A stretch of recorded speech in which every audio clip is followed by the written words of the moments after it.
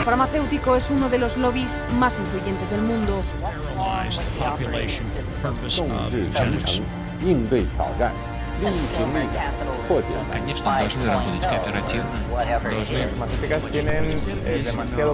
Avecina una gran guerra entre la realidad virtual y la realidad aumentada.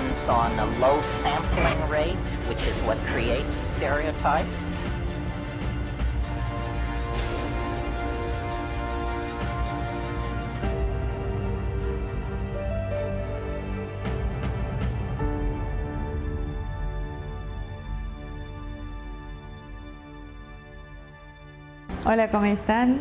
Bienvenidos a esta nueva edición de Humo y Espejos. Hoy nuevamente les tenemos una sorpresa. Tenemos a un invitado que es del exterior. Estamos hablando de María Pommier, que realmente es un placer que nos haya concedido esta entrevista. Realmente sorprendente. Va a ser muy, pero muy polémica, así que esperamos los comentarios de todos ustedes. Pero antes, como siempre, vamos a saludar a Azul Selene. ¿Cómo estás, Azul? ¿Cómo estás, Marcelo? Cuéntenos de qué van a hablar hoy. Bueno, y seguimos entonces con la columna de Azul, que en la entrega anterior, en el programa anterior, nos dejó picando un par de cositas sobre lo que pasó el 25 de mayo y cómo esto se relacionaba con lo que ella trajo sobre las acusaciones de blackface en Holanda. Así que bueno, Azul, decime. Bueno, estábamos hablando, básicamente era una tradición que resulta que es racista, o que está el debate, es racista, no es racista, es solo algo para los nenes o es algo que tiene implicaciones reales.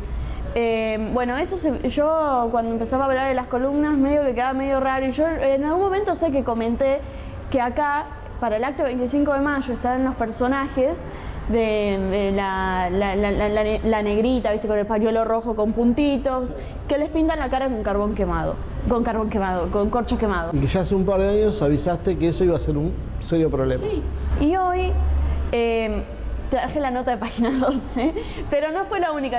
O sea, yo no tengo nada en contra de página 12. Lo que pasa es que me vienen bien para ejemplificar. Para equilibrar Clarín Salgado. Y eso iba a decir, cuando ya tenía lista la columna, miro y Clarín había sacado una nota de lo mismo, así que no es un tema de página 12. Una casualidad que de los dos polos se promueva la misma idea, ¿no? Eso fue mera casualidad. Pero no es que se pusieron de acuerdo, aparte de sacarlo en el mismo momento, no, eso no pasa.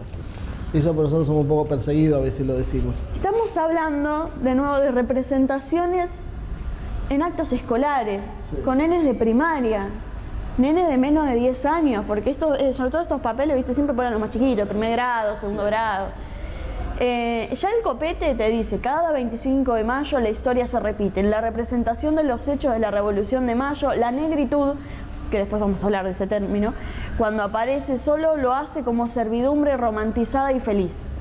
A las niñas, está toda la nota así, prepárense, se les pinta la cara con corcho quemado para actuar. Yo cuando ya leo les niñas ya digo, bueno, esto no da para actuar el menú acotado en el que la escuela y la historia oficial tienen confinada a la comunidad afro, mazamorrera, vendedora de pastelitos o farolero. En conversación con Soy, que es el segmento donde suelen poner estas notas, activistas, docentes y adultos que recuerdan sus años escolares, revisan la educación racista que supimos recibir y proponen alternativas para celebrar la efeméride nacional sin perpetuar las figuras de la esclavitud. Esta nota la escribió Adriana Carrasco, como ella se describe, periodista, militante feminista lesbiana, peronista y que escribe crónicas del suplemento Soy de página 12. Otra vez el mismo combo que decías antes. Sí. Todos los requisitos tiene, ¿no? Y Blanca, que eso no lo puso ella, pero deslizo nomás. Los colectivos, o sea, te habla de cómo colectivos afro desde hace décadas que están denunciando el tema de blackface como una práctica racista. Sí. Y te hablan que desde la comisión organizadora del 8 de noviembre, que es el Día Nacional de los Afroargentinas /OS y de la Cultura Afro, emitieron un comunicado en relación a todo este tema del 25 de mayo, en el que solicita al Estado argentino, la academia, docentes de nivel inicial, primario, secundario y universitario que deseen reivindicar la presencia negra en nuestro país, que eviten recurrir al blackface, el vejatorio y humillante corcho quemado que utilizan año tras año, y a los estereotipos del esclavizado feliz con su condición de subalternidad. Es una conmemoración ridiculizante y mentirosa. Ya con eso tenés para hablar. Sí, yo me pregunto, si suprimimos los personajes, ¿no? Se acabó la farolera, la que reparte pasteles, la que vende empanadas, desaparecen, ¿qué dirían? Que está mal, que invisibilizamos parte de la historia. Sí. Si ponemos chicos rubios, que lo hagan, ¿qué dicen?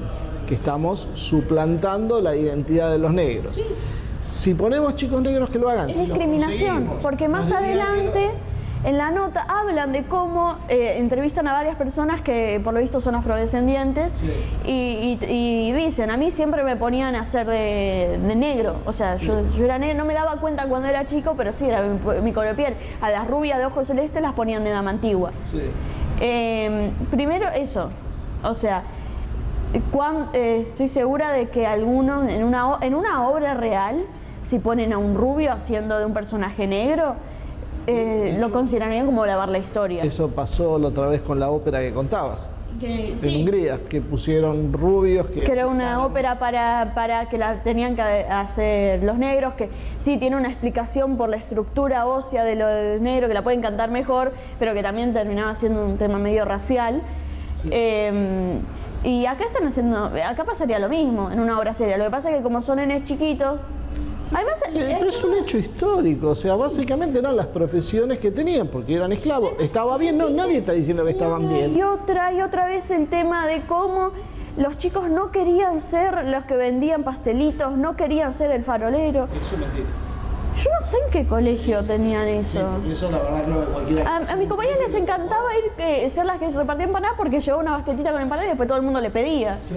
Lo mismo con los faroleros, se agarraban a golpes entre ellos, o sea, con los palos, ¿viste? Sí. A ellos les gustaba.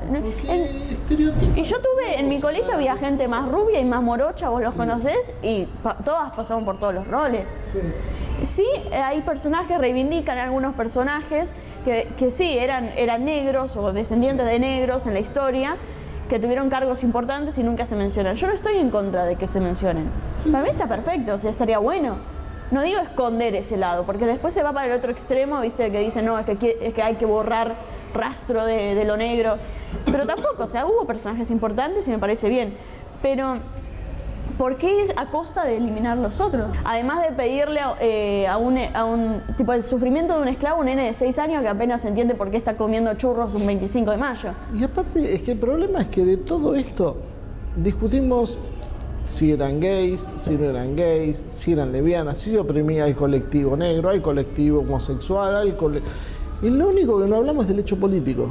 O sea, realmente lo que cada vez se pierde más es la raíz y la esencia de qué significaba el 25 de mayo y que también tiene aristas para que uno podría llegar a discutir, pero por eso uno tenía que discutir de política y la idea de esto en realidad es, como siempre decimos, generar una sociedad mosaico con miles de reivindicaciones parciales de cada uno de los grupos, de manera que es imposible unificar eso bajo una mirada abarcadora y que realmente pueda tener algún tipo de incidencia en la decisión de los poderes. Una chica Maya de 21 años, una de las que le preguntan, y ella cuenta cómo que la querían hacer de negro, ella no quiso, se sacó el pañuelo, lo pisó, todo muy dramático, y dice... y dice, sigue rigiendo el estereotipo, los blancos son todo lo que está bien y los negros lo contrario. En la primera junta había todas personas blancas, la participación de los negros era solamente batallando y no en la política. Y eso no es cierto, tampoco se ve la perspectiva latinoamericana, el enfoque es completamente eurocentrista. Nosotros éramos antes de Europa. No, lo que se habla muchas veces es de los criollos. Que los criollos venían a ser los mestizos, que nosotros no le diríamos mulatos, ni, ¿cómo se llama?, pardos, sí, ni morenos, le decían criollos, eso era el criollo, y eso era lo que participaba, y tenías españoles y tenías criollos, Y después no había mucho más, porque los negros eran esclavos. Entonces era muy difícil encontrar un negro que había podido de alguna manera salir de la esclavitud y encima ser un personaje. Era casi un hallazgo, una cosa súper. Claro, y por eso se valoran tanto los que sí hay. Los que lo podían Porque hacer, que fueron excepciones. Sí, por eso. Claro, pero no es que uno reescribe, es que la historia es como es. Eso no quiere decir que esté alguien a favor de la esclavitud, es ridículo. Para cerrarlo, pues yo no debo tener mucho tiempo, quiero hacer un comentario sobre un párrafo que me di. Sí. Les sadres siendo padres, pero correcto, les sadres, con X, intentan arrancarle una sonrisa a la niña para la foto. Lo difícil es quitarle después la pintura. Durante la media hora que lleva a quitar el tizne con agua, jabón, crema para manos y si el bolsillo dispone toallitas para bebé, les niñas lloran y piden que no les vuelva a pasar corcho. Yo aparte le digo una tallita. El corcho sale como un poquito. Y las tallitas para bebé compran una entre todos los padres, son 2 pesos. Es más caro inclusive la crema para manos, pero supongamos que estamos en una situación muy compleja. El corcho, como vos decís, sale un poco de agua y jabón, sale. O sea, y no lleva media hora. No sé qué corchos usaban. Social, económico y... No, lo que pasa es, yo creo que para cerrar esto, yo lo que diría es que la gente, cada uno en su casa, que piense su experiencia. Sí. ¿Cómo pasaba cuando había un 25 de mayo y había blackface? ¿Quién se ponía a llorar? ¿Quién se sentía humillado? ¿Quién no quería usar ese papel? Y después hablamos, porque la verdad yo creo que casi nadie ha tenido esa experiencia. No digo que puede haber alguno. ¿Qué es eso? Además yo, de nuevo, no quiero hablar del tema si es racista o no es racista, porque quiero estar... o sea, ya se está debatiendo eso. O sea, quiero ver un poco más allá de por qué tipo estamos pensando esto. ¿Por qué usamos el término blackface en inglés? ¿Por qué estamos, o sea, de dónde salió esto? ¿Quiénes son los que se están quejando de esto y por qué? No es solo porque es racista, o sea, ¿por qué es racista? Quiero saber. Y dicen, sí, porque representa la opresión. Sí, pero, de nuevo, cuestionar, tenés que construir en todos lados. Se nos fue el tiempo, le voy a cortar a Azul acá con toda su indignación. Habitualmente la ven sonriendo, bueno, ahora está mostrando la otra faceta de la personalidad de Azul que también se indigna, no se crea que está todo el día sonriendo. Y esa indignación creo que la podemos resumir en una sola palabra, blackface. O sea, ya creo que está todo dicho. Es un término autóctono. No. Inventar un término autóctono. Ni siquiera la picardía de buscar algo como la marronidad que había buscado el gobierno de la ciudad de... No, la presidencia de la nación y la subsecretaría de Derechos Humanos. Que el macrismo también entra en este juego. Por las dudas yo lo cuento, ¿no? bueno, entonces Azul, acá terminamos por hoy la columna. Sí, pues ya... Bueno, con toda la indignación de Azul, que sigue tragando saliva, vamos Ivonne con vos para seguir con el programa. Muy bien, Azul. Muy efusivo lo tuyo hoy. Se ve que vino con toda la polenta. Estuviste guardando estas energías. Está muy bien. Así que muchísimas gracias. Nos vemos la semana que viene. Y Marcelo, hoy te vas a quedar solito nuevamente porque no habrá tiempo para que vos hables en lo que sigue del programa, porque realmente la entrevista a María Pommier fue muy extensa, pero es imperdible, no podíamos sacar una sola palabra, así que no se vayan, enseguida regresamos.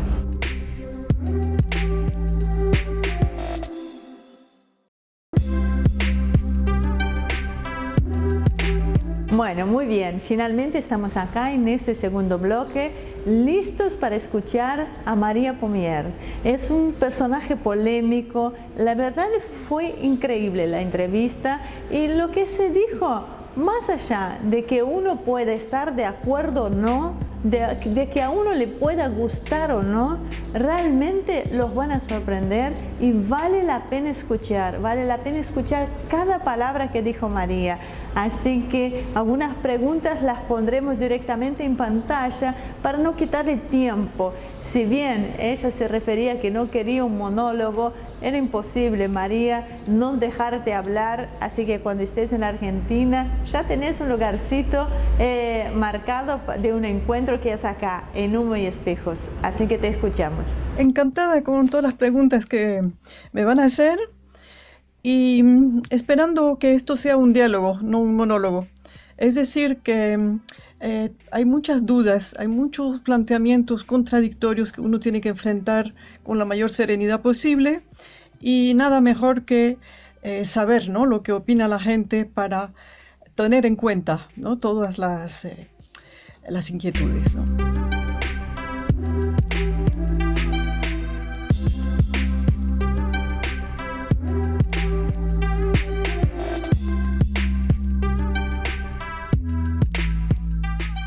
Cuando nuestro Parlamento aprobó la ley que llaman aquí del matrimonio para todos, que quiere decir simplemente que el matrimonio deja de ser la institución avalada por las religiones y por el Estado para estabilizar familias en torno a la reproducción, y una reproducción bien enmarcada con un proyecto o una capacidad institucional, ¿no?, para la crianza del niño en las mejores condiciones, o sea, con un proyecto educacional fundador para toda la sociedad. ¿Qué pasó exactamente en Francia en 2013? Bueno, en realidad ya varios países habían aprobado esto del matrimonio para los homosexuales, seamos claros. No se trata de un matrimonio para otro tipo de gente que podría pretender a él, por ejemplo, hermanos entre sí, viejos con jóvenes, humanos con animales, en fin, todo esto se podría prestar también a algún invento de matrimonio para todos, ¿no? La extensión de nuestros derechos es una dinámica muy fuerte en esta sociedad que se cree todopoderosa, que se cree capaz, ¿no?, de trastornar las leyes milenarias. Así que, ¿por qué no contemplar muchas creaciones, muchos inventos todavía ni siquiera pensados? En Francia se votó la ley en el Parlamento una noche, una madrugada, en que faltaban casi todos los diputados. O sea, la culpa es nuestra si no hemos sabido obligar a nuestros diputados a representarnos dignamente y a representar la auténtica opinión pública que se había dado a conocer por manifestaciones. Se habló de 1 millón de personas en París y además hubo manifestaciones en otras ciudades importantes. Lo más notorio para evaluar estas manifestaciones es que se demostró enseguida que las fotos oficiales difundidas por la televisión francesa trataban de minorar la importancia de las manifestaciones. Por ejemplo, nos mostraron una muchedumbre invadiendo los Campos Elíseos, pero se veía que la foto estaba arreglada porque se les había olvidado poner los árboles que bordean los Campos Elíseos. Entonces era una foto retocada que pretendía mostrar una muchedumbre poco densa, poco movilizada. Pero bueno, si el gobierno estimó que era necesario alterar la foto real, los videos instantáneos reales de la manifestación, es porque tenían un alcance que realmente no le convenía al gobierno. ¿A quién, en definitiva? Porque en este mundo actual, en Europa en todo caso, es muy difícil decir ya el gobierno. No se sabe quién manda. Y hay señales de que los gobiernos en cada uno de nuestros países, y cada gobierno cualquiera que sea, están bastante molestos porque son los medios los que pretenden gobernar en lugar de los gobiernos. Los medios imponen una versión de los hechos a base de imágenes instantáneas, imágenes como en este caso muchas veces retocadas, pero bueno, que producen un choque y se supone que detrás del choque las personas no puedan imponer una visión diferente o un análisis diferente de lo que está ocurriendo. Y esto está terminando por molestar a los propios gobiernos. Medios, pues, internacionales sin el menor interés nacional, sino que sirven intereses difíciles de identificar. Para mí la palabra clave va a ser la del interés financiero, simplemente. Creo que si volvemos a esta regla elemental marxista, ¿no?, de que el provecho capitalista es la ley del universo moderno, entenderemos mejor, ¿no?, los aspectos contradictorios de los problemas en torno a la industrialización, en fin, tecnologización de la reproducción humana. Antes que nada, pues, busquemos quién va a sacar dinero con eso. ¿Y ese dinero para qué? El dinero es para el poder. ¿Y el poder para qué es? Pues simplemente para no dejarle el poder a otros, para confiscar el poder.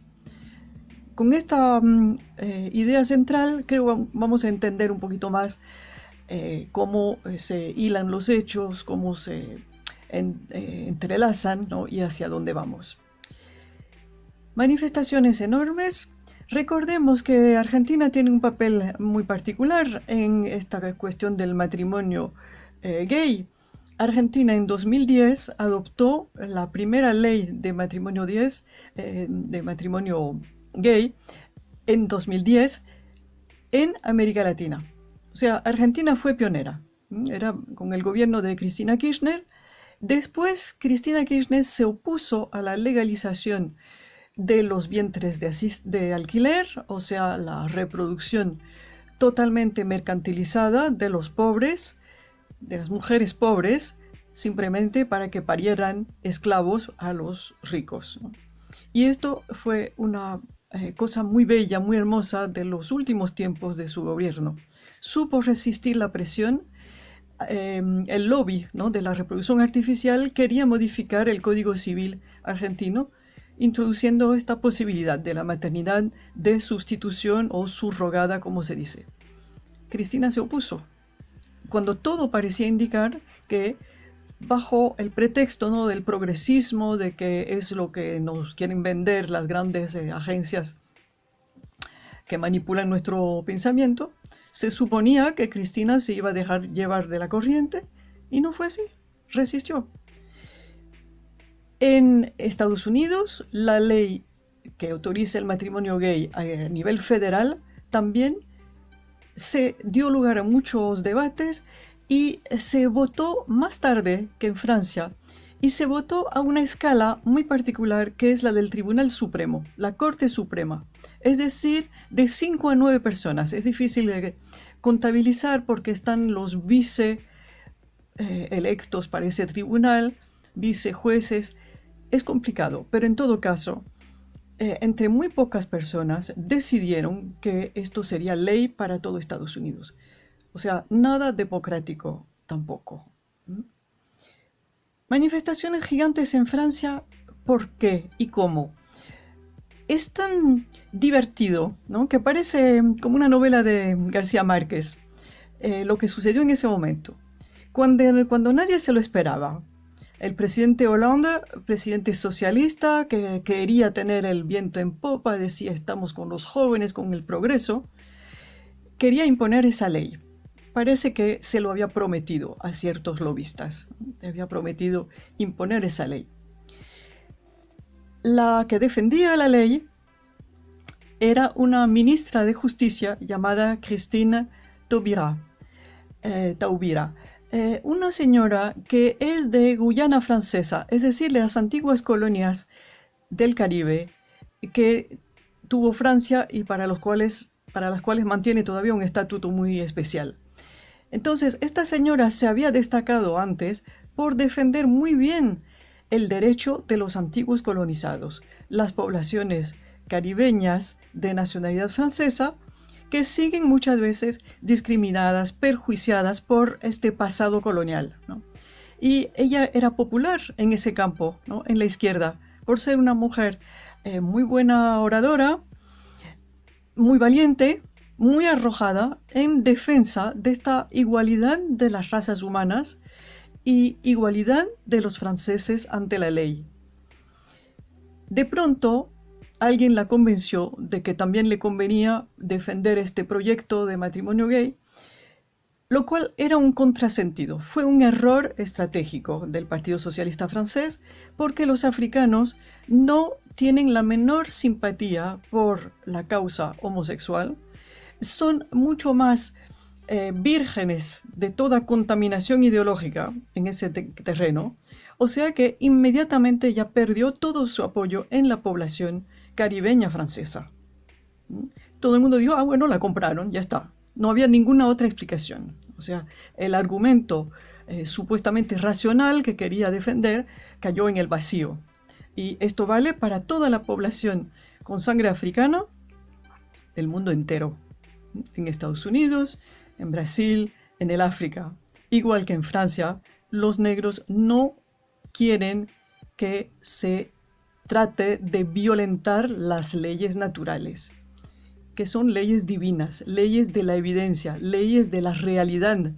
La reproducción se hace siempre con un hombre y una mujer, es lo que fundamenta una sociedad y con esto no se puede discutir.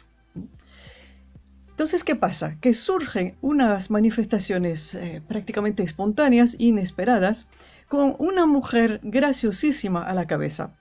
Una mujer joven, católica, que había sido actriz y que se dio por llamar con el seudónimo de Frígida Barjot, que quiere decir Frígida loca. Barjot quiere decir loca. Y claro, todo el mundo siente detrás de este juego de palabras el nombre de Brigitte Bardot. Y ella empezó a organizar la manifestación vistiendo un traje de novia, diciendo, no, el matrimonio es sagrado, no se puede tocar eso. Como ella es actriz, pues supo atraer muy bien a la gente y además con un tono ligero, modesto, sumamente simpático. Todo el mundo se reía y se reía no de ella, sino con ella, con ganas. No parecía que el proyecto de Christiane de Taubira fuera a dar resultados, porque ella al contrario se veía la seria, la loca seria, digamos, ¿no? Mientras que Frígida Barjot era la loca alegre y además ella misma, moviéndose en un medio del cine, del teatro, de los intelectuales, los artistas, tiene muchos amigos homosexuales y no quería perjudicarlos, simplemente quería que se siguiera respetando el sentido común. Entonces, dentro de su movimiento surge un homosexual, un muchacho de mucho talento, escritor, Xavier Bongibaud, que dice, no, yo soy homosexual, lo reconozco, lo asumo, a pesar de que soy católico, es así, hay gente así, no hay nada que hacer contra estas excepciones, pero que forman parte de la naturaleza, pero me opongo a la idea del matrimonio. Y a partir de entonces, el movimiento de Frígida Barjot ha seguido existiendo hasta el día de hoy, haciendo proposiciones muy sutiles para respetar, por una parte, la legalidad, digamos, de las parejas homosexuales, por respeto, por humanidad, por caridad, pero sin que se afecte la cuestión jurídica, sin modificar la ley en cuanto al matrimonio y sin que se reconozca a los hijos fabricados artificialmente para que una pareja homosexual pueda decir somos el papá y la mamá. Hasta hoy en día ella se defiende en ese terreno, que me parece excelente, porque ella toma en cuenta la realidad de nuestras sociedades supuestamente muy civilizadas, en todo caso muy urbanas, muy experimentales, muy locas, muy liberales, muy adictas, digamos, a la novedad, a la libertad, al aumento de los derechos, pero respetando las leyes que dictan todas las religiones, que son las leyes de respeto a la naturaleza fundamental. Entonces ella propone una especie de término medio, ¿no?, a todos los homosexuales que pueden escucharla, y me parece decisivo porque si de verdad hay algún proceso democrático en camino sobre estas cuestiones, pues precisamente esta gente con su voto es la que puede hacer que la balanza se vaya para un lado y no para el otro.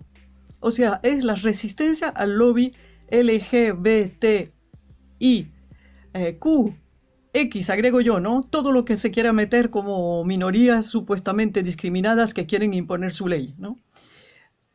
La alternativa de estos homosexuales modestos, prudentes y que no se quieren enemistar con el resto de la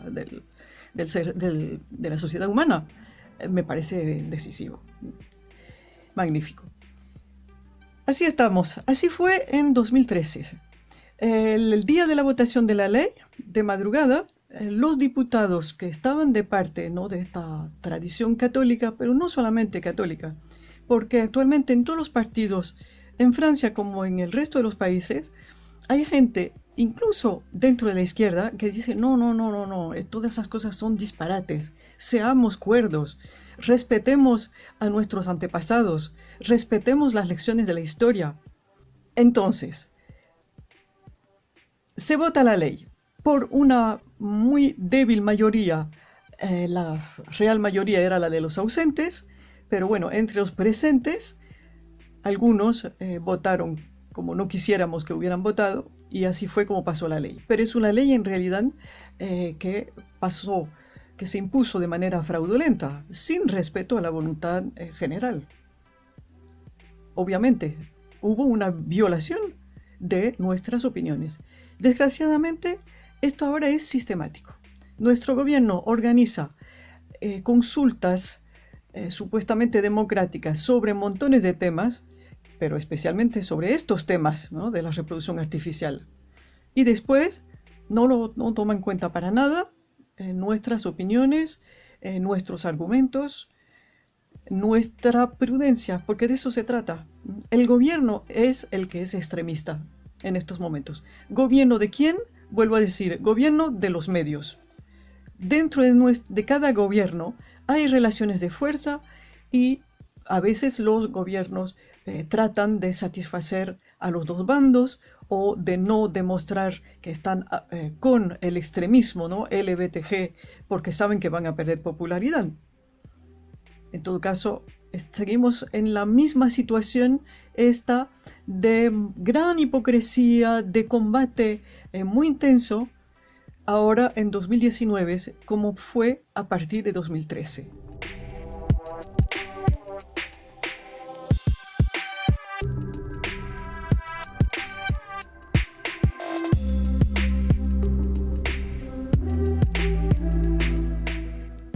¿Cómo se explica la existencia de estos dos bloques históricamente?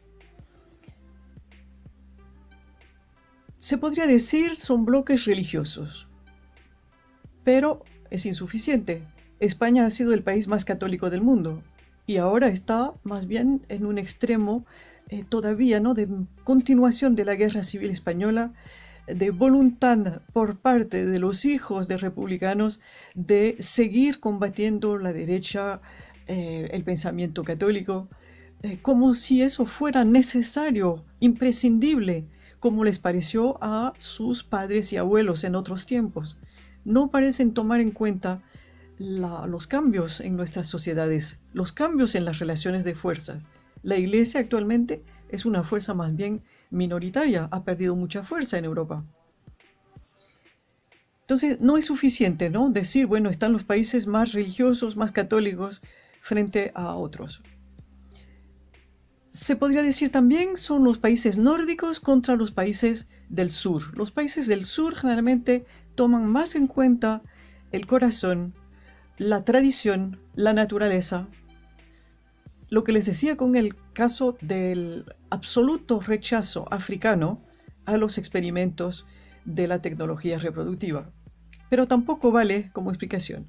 Entonces vamos a decir que simplemente en Francia, en Alemania y en Italia hay fuerzas constituidas desde hace siglos tal vez, fuerzas de pensamiento filosófico que hacen que las élites, digamos, no se dejen atrapar por ideologías nuevas, por conceptos experimentales.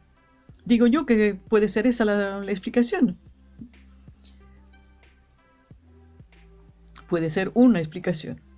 En todo caso, fíjense bien, el Partido Podemos en España, que se supone muy progresista, muy abierto a muchos experimentos, no quiere saber de la procreación artificial mediante los vientres de alquiler.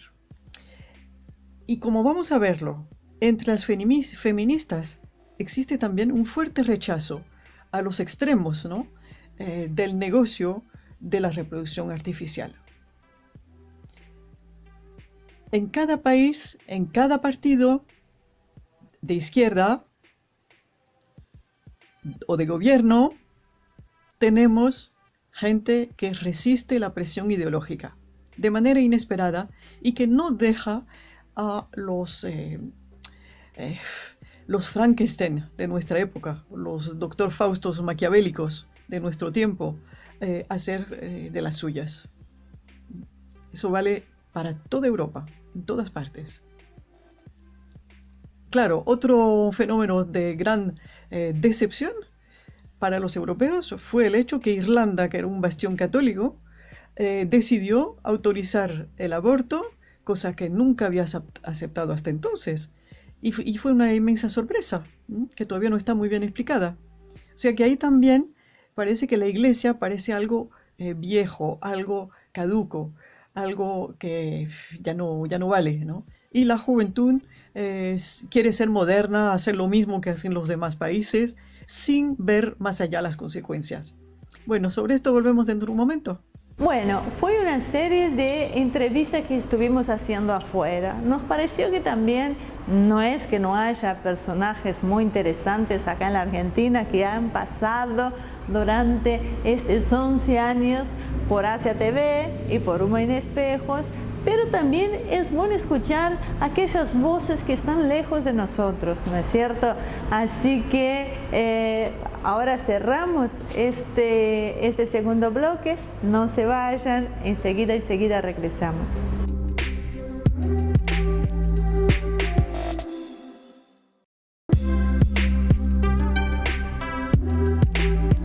Bueno, acá estamos en este tercer y último bloque.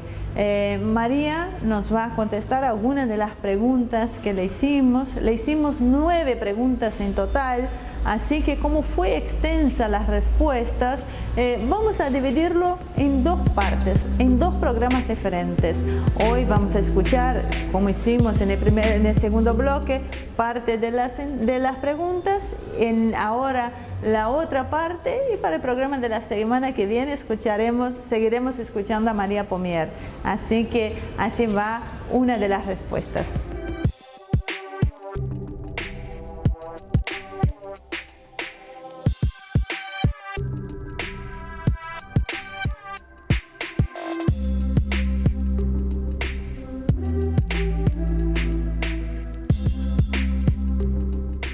Decía al principio que recordar los principios economistas, ¿no?, del marxismo, que dice que la historia se escribe a partir de la historia del poder financiero. Esto sigue valiendo, tenemos que recordarlo, y esto nos permite entender también lo que ocurre en los países que mencionabas, Iván, la India, México, Grecia.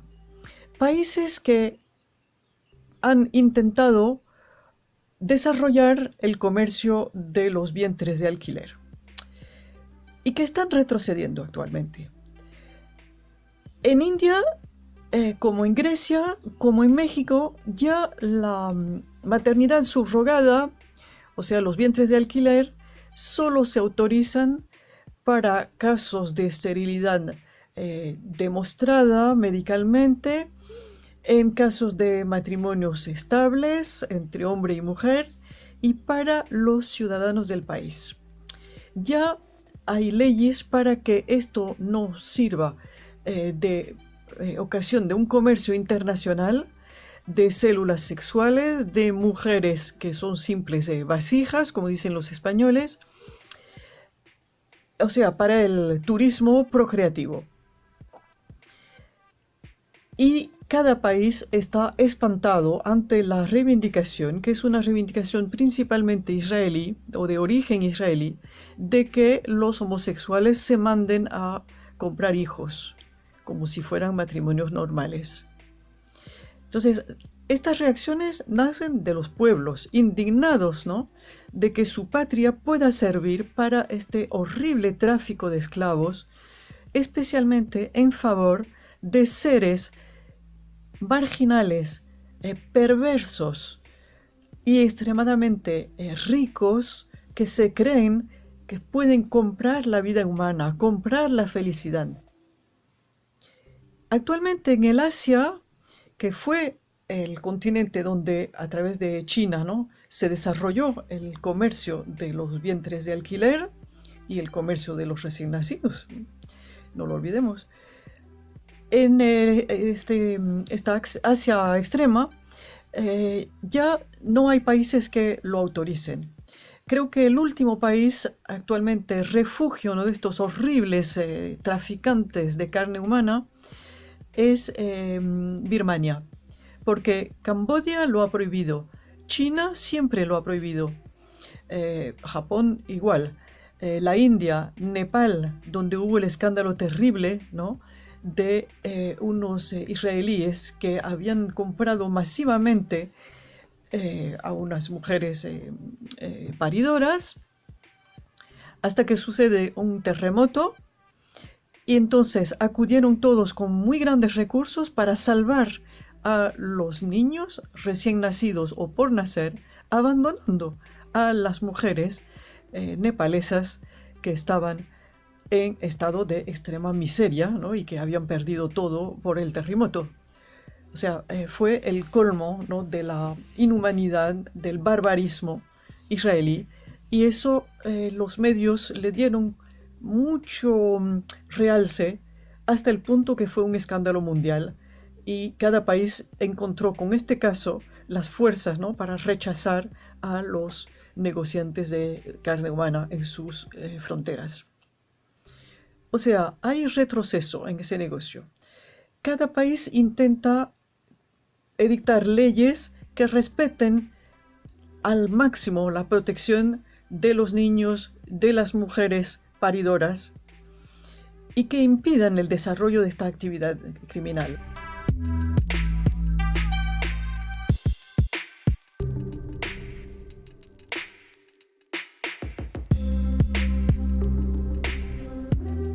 No es una cuestión fácil de contestar, porque es que la familia ya de por sí se ha modificado mucho a través de los siglos. Lo que está creciendo, y de esto sí parece que no hay marcha atrás por ahora, es el individualismo. O sea que cada familia es un modelo distinto, ya no hay tantos modelos estándar para las relaciones familiares. Entonces, hay testimonios de niños que dicen que su educación de niños comprados o de niños adoptados ha sido un desastre, que le tienen mucha bronca a su familia adoptiva y que se desesperan por conocer a sus verdaderos padres originarios.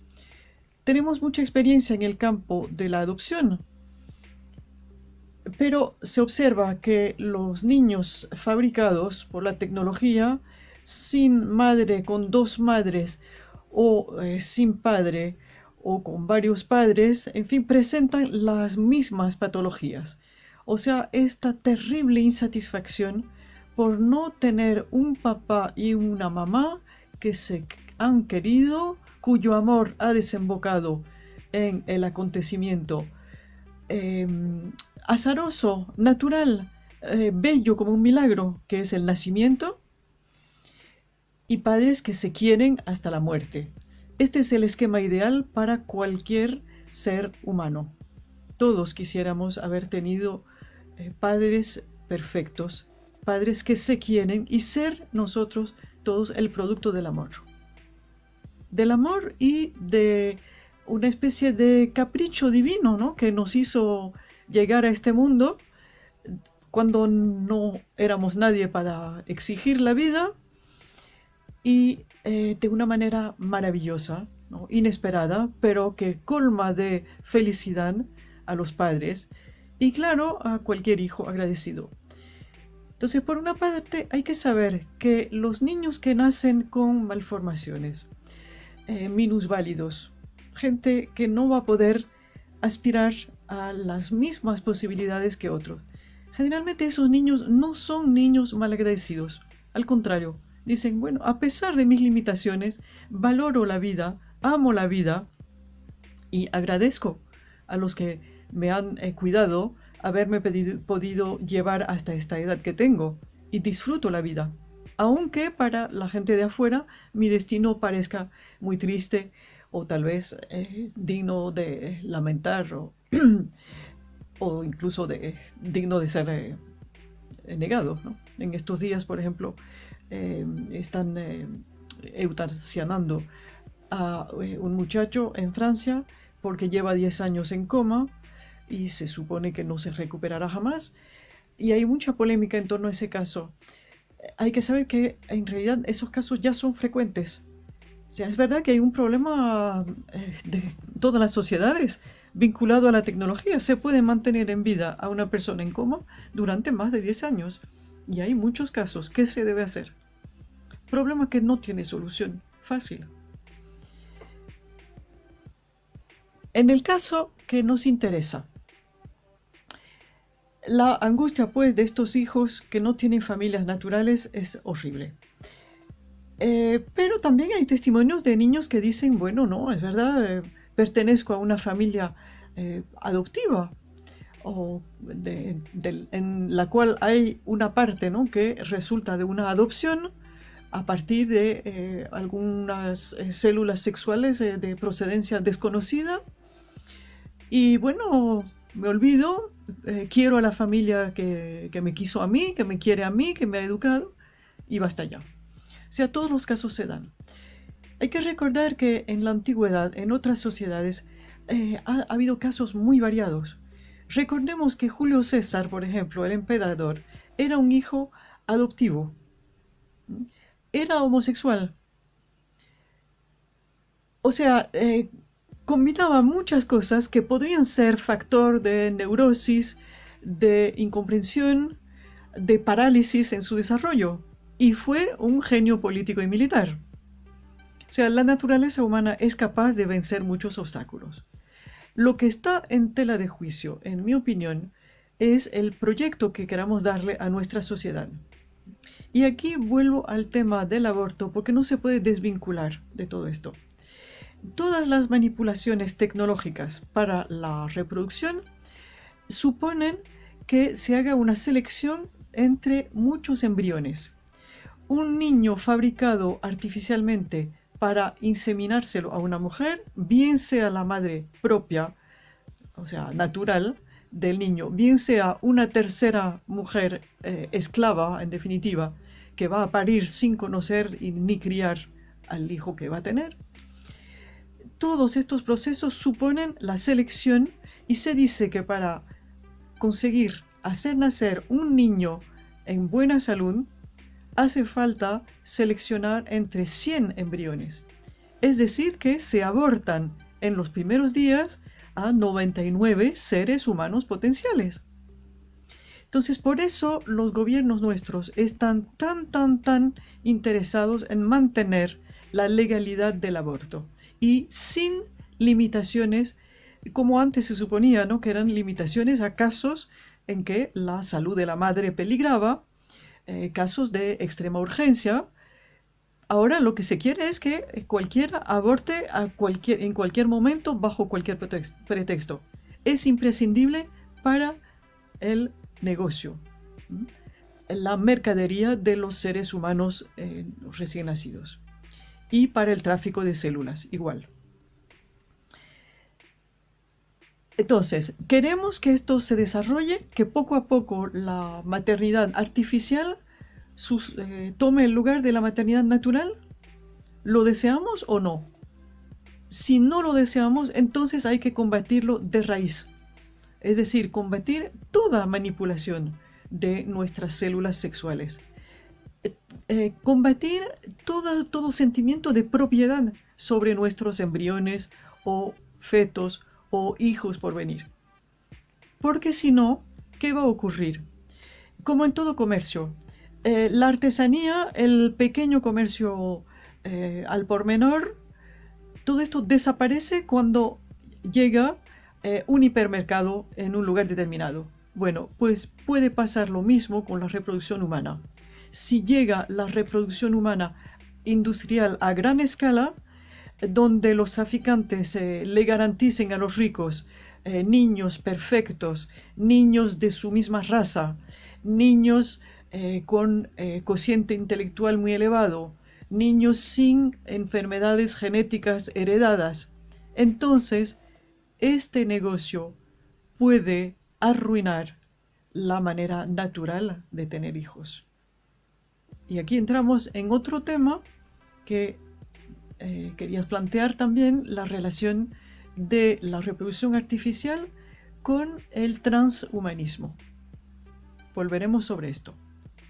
Por ahora, a meditar. Muy bien, María, muchísimas gracias. Hasta acá llegó el programa de hoy. Ojo, seguiremos la semana que viene con ella, ¿eh? Seguiremos hablando sobre estos temas que realmente resultan muy interesantes. Estamos en la mitad, justamente en la mitad de las preguntas que le hicimos. Así que muchísimas gracias a todos ustedes por acompañarnos. Muchas gracias por suscribirse a nuestro canal de YouTube Asia TV Producción, por invitar a sus amigos y por hablar siempre de nosotros, por tenernos presentes, porque nosotros sí a ustedes los tenemos presente. Así que muchísimas gracias y nos vemos la semana que viene con una nueva edición de Humo y Espejos.